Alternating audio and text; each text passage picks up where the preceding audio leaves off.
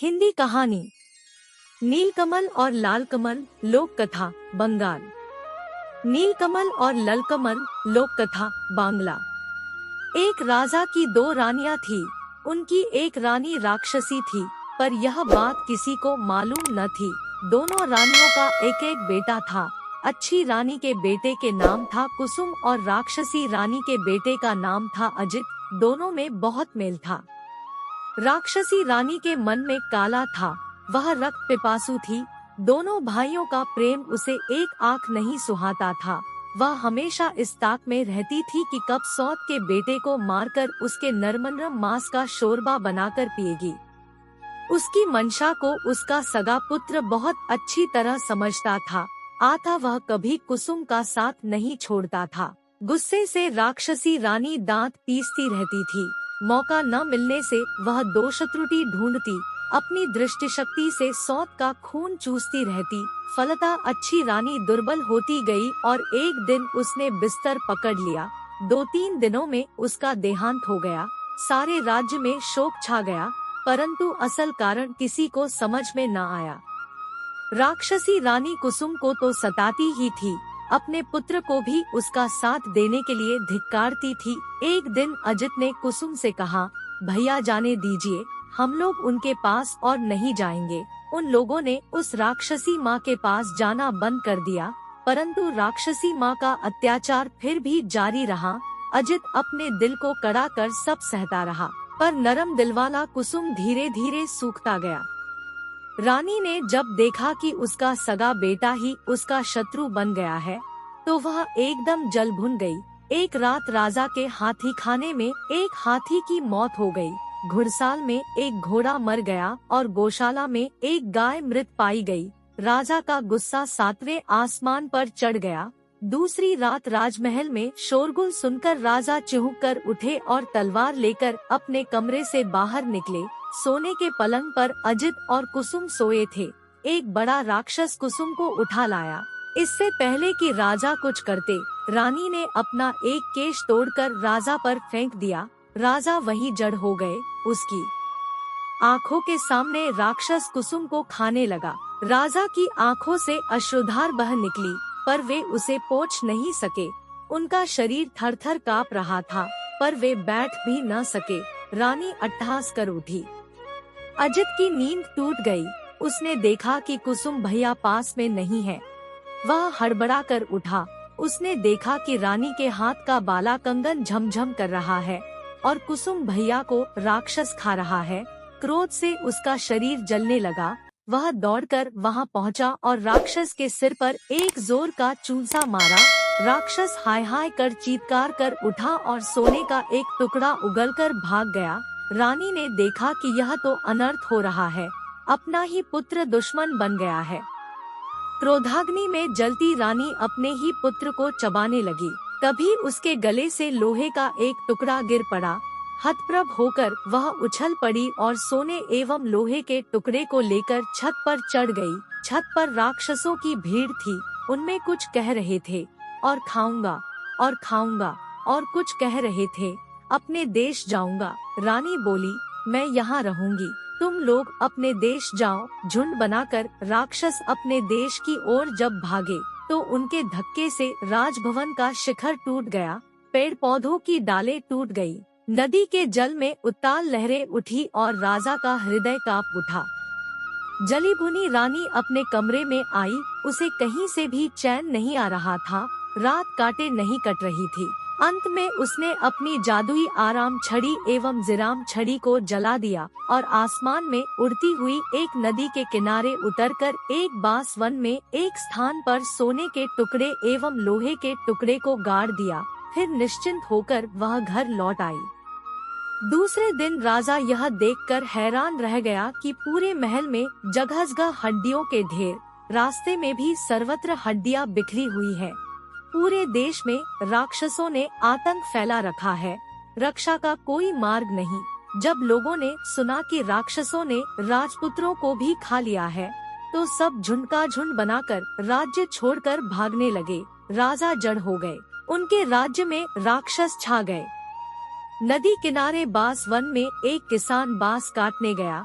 एक बांस को चीरने पर उसे 2 अंडे दिखे। उसे समझ में नहीं आया कि वे सांप के अंडे थे या किसी और प्राणी के। उसने अंडों को फेंक दिया। अंडे टूट गए। लाल रंग के अंडे से एक लाल रंग का राजपुत्र और नीले रंग के अंडे से नीले रंग का राजपुत्र प्रकट हुआ।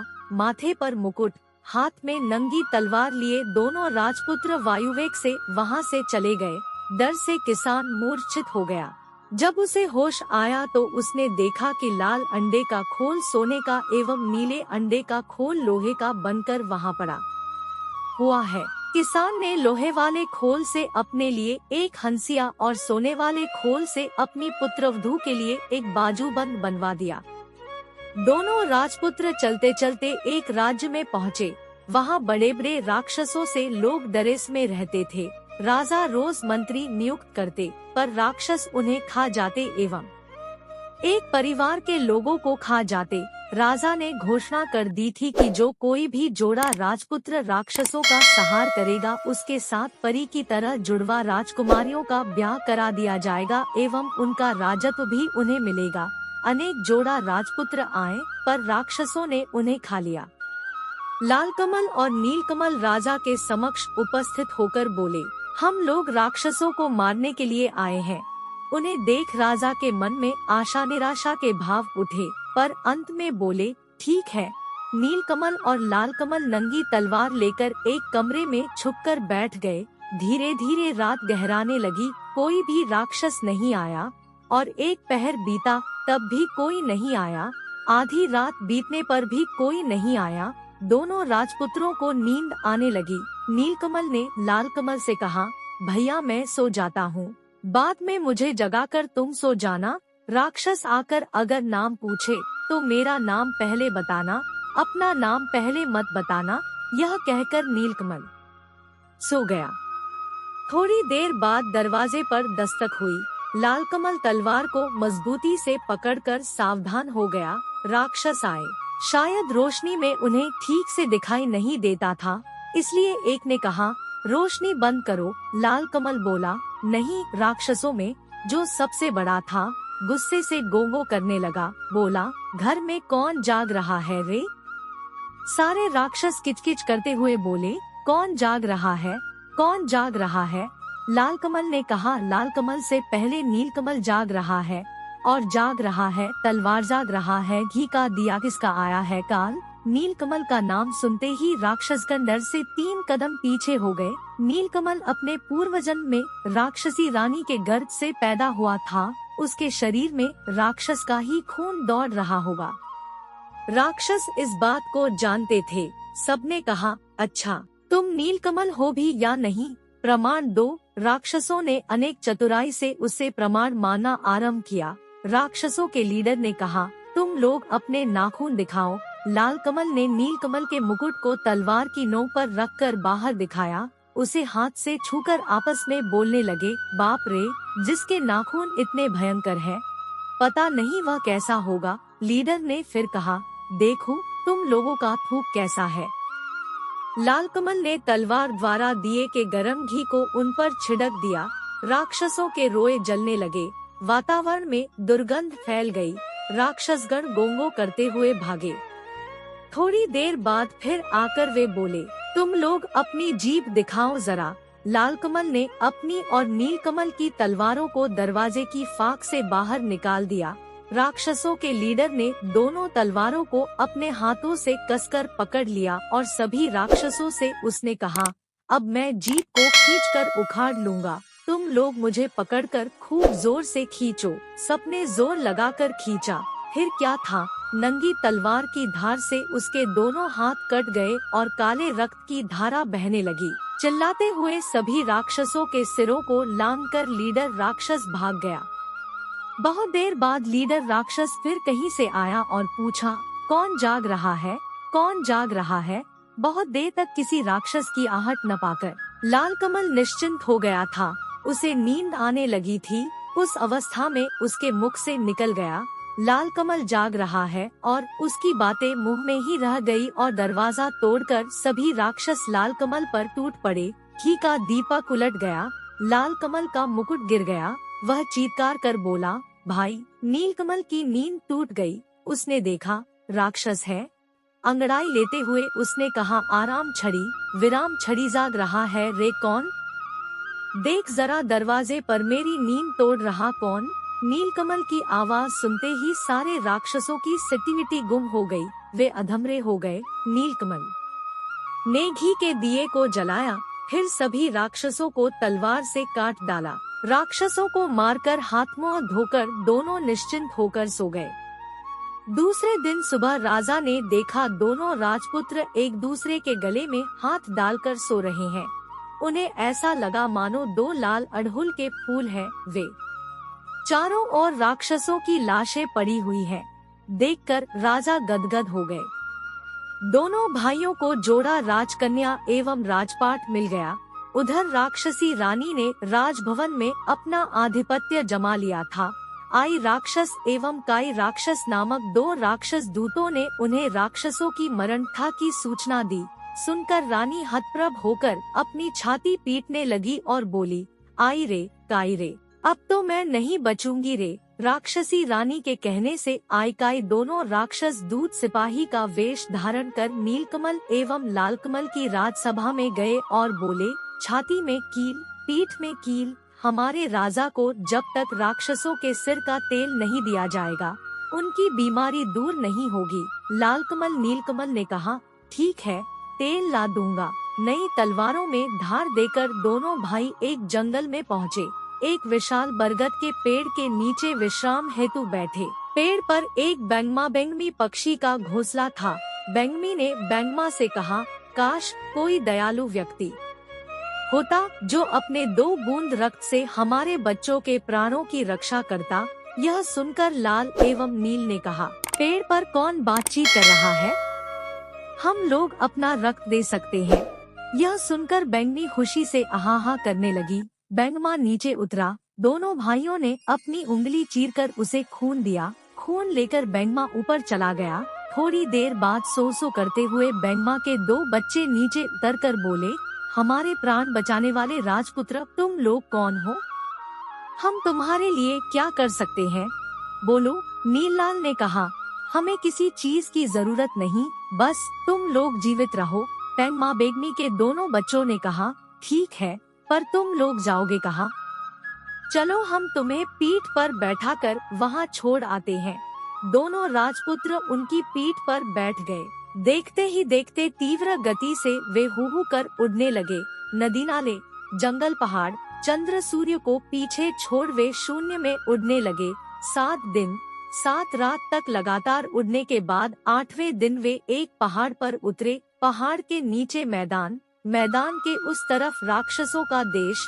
नीलकमल ने कुछ उड़द के दाने चुनकर लालकमल के कोंच में रखते हुए कहा, लोहे की उड़द चबाने के लिए वे कहेंगे तो इसे चबाना। उसके बाद वे आगे बढ़ने लगे। मैदान को पार करते ही राक्षसों के एक दल ने उन्हें घेर लिया और वे चिल्लाने लगे, हाउ माऊ काऊ, मानुस गंध पाऊं, पकड़ पकड़ कर खाऊं। उन्हें देखते ही नीलकमल ने चिल्लाकर कहा, नानी माँ, नानी माँ, हम लोग आए हैं तुम्हारा नीलकमल गोद में उठाकर हमें ले चलो। ठहरो ठहरो, रुको रुको कहकर सभी राक्षसों को रोककर लंबे लंबे हाथ पैर वाली विशाल जरा वाली एक बूढ़ी राक्षसी ने आकर नीलकमल को गोद में उठा लिया और मेरा नीलू, मेरा नाती कहकर दुलार करने लगी। नानी के शरीर की दुर्गंध से नीलकमल को उल्टी आ रही थी। लालकमल को देखकर वह बोली, तुम्हारे साथ वह कौन है रे? नीलकमल बोला,